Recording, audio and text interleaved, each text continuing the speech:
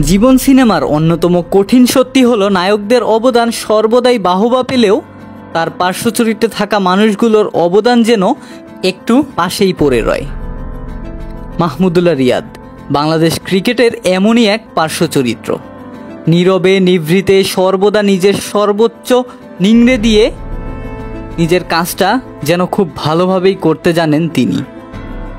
যেখানে তার হওয়ার কথা ছিল নায়ক, সেখানে তিনি যেন একটু পাশেই পড়ে রন।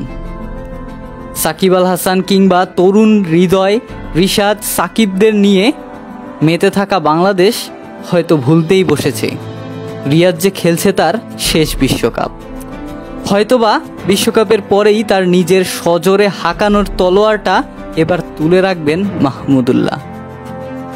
লাল সবুজের জার্সি গায়ে আর যে উঠতে দেখা যাবে না কোনো নাম্বার 30-কে, আর যে দেখা যাবে না সেই ফ্লাইং কিস কিংবা সেই সেজদা কিংবা সেই আইকনিক সেলিব্রেশন।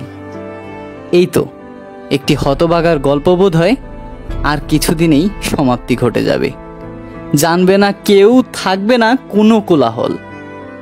আসলে আর কেই বা পারে এতটা নীরবে নিজের ইতিটা টানতে?